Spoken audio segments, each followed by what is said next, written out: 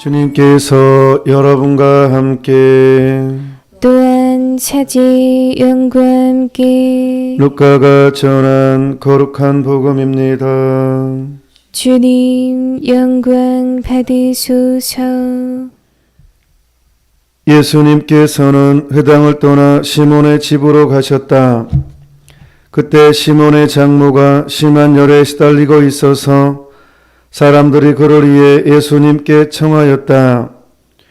예수님께서 그 부인에게 가까이 가시어 열을 꾸짖으시니 열이 가셨다. 그러자 부인은 즉시 일어나 그들의 시중을 들었다. 해질 무렵에 사람들이 갖가지 질병을 앓은 이들을 있는 대로 모두 예수님께 데리고 왔다. 예수님께서는 한 사람 한 사람에게 손을 얹으시어 그들을 고쳐주셨다. 마귀들도 많은 사람에게서 나가며 당신은 하느님의 아드님이십니다 하고 소리 질렀다. 그러나 예수님께서는 꾸짖으시며 그들이 말하는 것을 용납하지 않으셨다. 당신이 그리스도임을 그들이 알고 있었기 때문이다. 날이 새자 예수님께서는 밖으로 나가시어 외딴 곳으로 가셨다. 군중은 예수님을 찾아다니다가 그분께서 계시는 곳까지 가서 자기들을 떠나지 말아 주십사고 붙들었다. 그러나 예수님께서는 그들에게 말씀하셨다. 나는 하느님 나라의 기쁜 소식을 다른 고을에도 전해야 한다. 사실 나는 그 일을 하도록 파견된 것이다. 그리고 나서 예수님께서는 유다의 여러 회당에서 복음을 선포하셨다. 주님의 말씀입니다. 그리스도님 찬미합니다.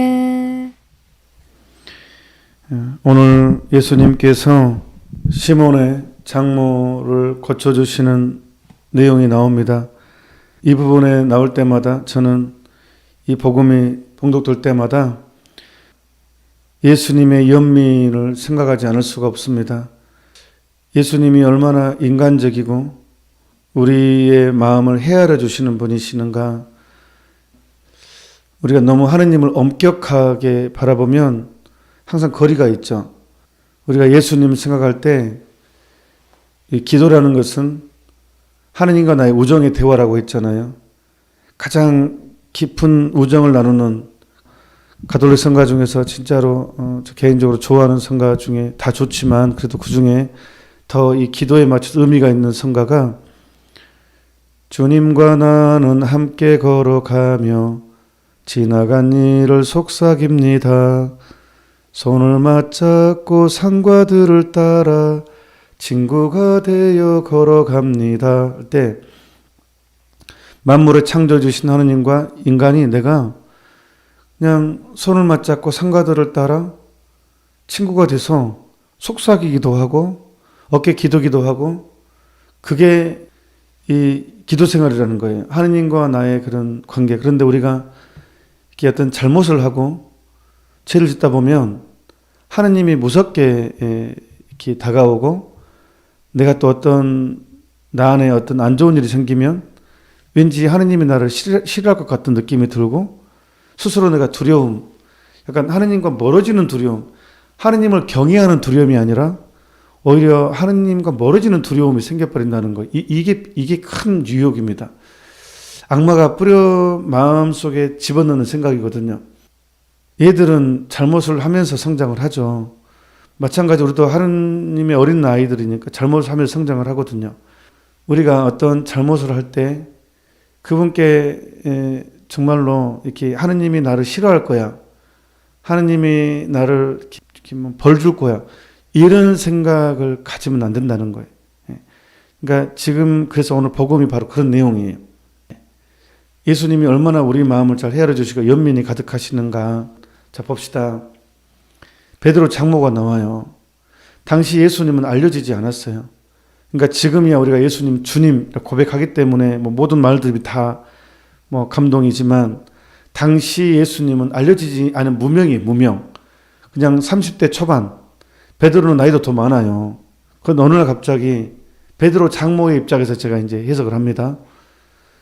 정말로 고기 갈릴리 호숫가에서 고기를 잡으면 생선도 갖다 주고 장모님 괜찮으세요 하고 정기적으로 와서 챙기고 자기 딸 사랑해 주고 단란하게 사는 그냥 평범한 가정이란 말이에요. 성실한. 그런데 어느 날 갑자기 예수님이 이제 위대한 예언자라는 소문이 돌았어. 그 사람이 정말. 근데 베드로 장모 입장에서 그냥 예언자일 뿐이죠. 근데 아니 내 사이가 갑자기 생업을 팽개쳐 버리네. 내 딸 청산가부 만들어 놓고 예수라는 사람을 쫓아서 떠돌이 생활을 한다는 거예요.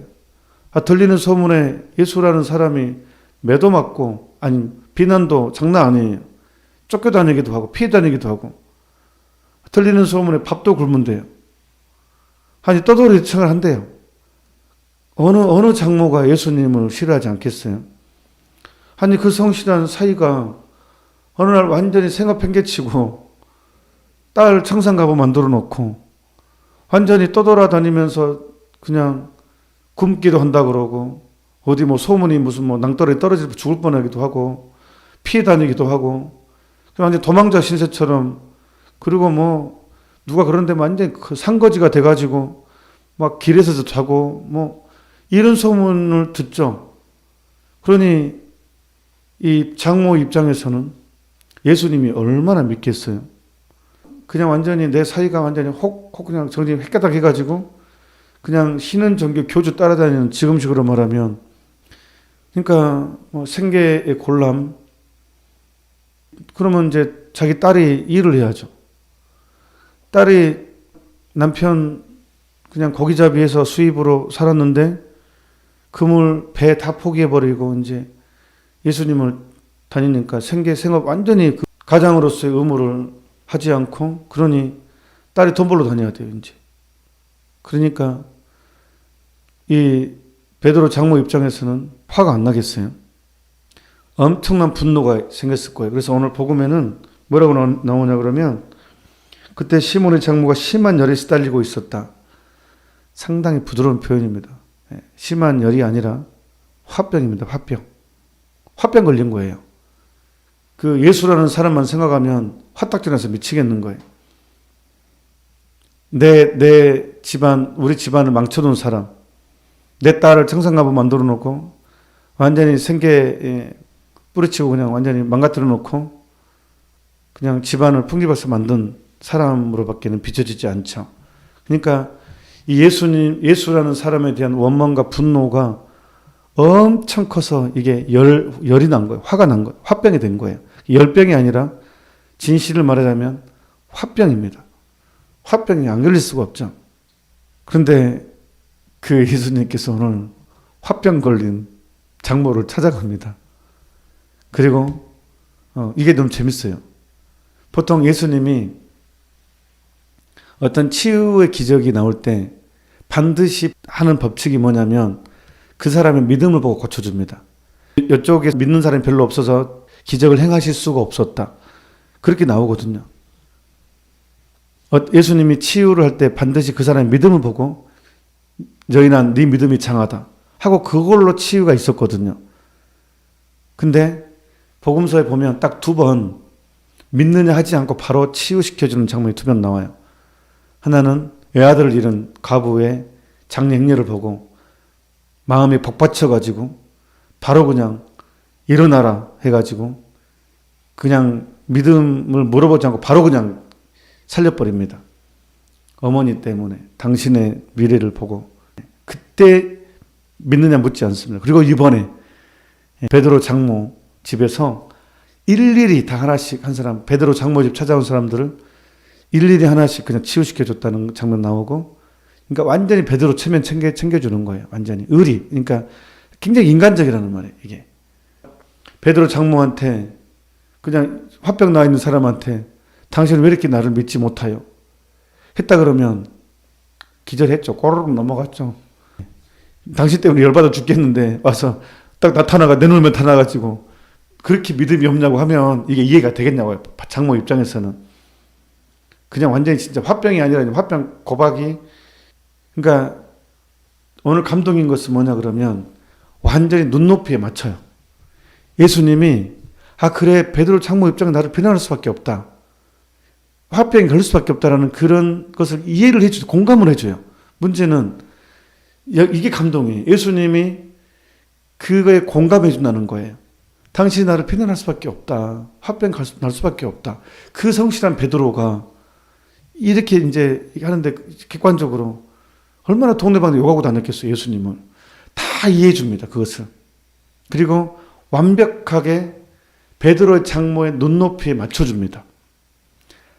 그 예수님은 그냥 눈꽃만큼도 베드로의 장모에 대한 그 단죄나 질책이나 뭐 어떤 그런 그게 없어요.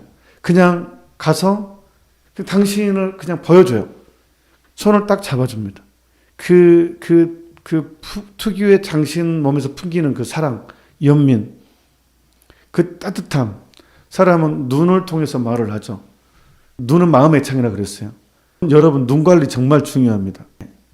눈 관리는 안과 가서 하는 것이 아니라 깨끗한 양심을 통해서 눈 관리를 하는 거거든요. 눈은 마음의 창이니까 내 마음의 눈을 통해 드러나거든요. 그 야한 것 많이 본 눈은 야하게 됩니다. 몸도. 눈은 마음의 창이니까. 예수님은 그러니까 그 선함, 사랑 자체이신 그 눈을 간직하고 계셨고 눈높이에 맞춰서 베드로 장모를 정말 당신의 온 마음을 다해서 나 당신 이해한다. 그 성실한 사이가 이렇게 됐으니 얼마나 상처를 받았겠습니까? 하면서 그냥 당신의 그 마음을 온전히 연민으로 전달하려고 노력하십니다.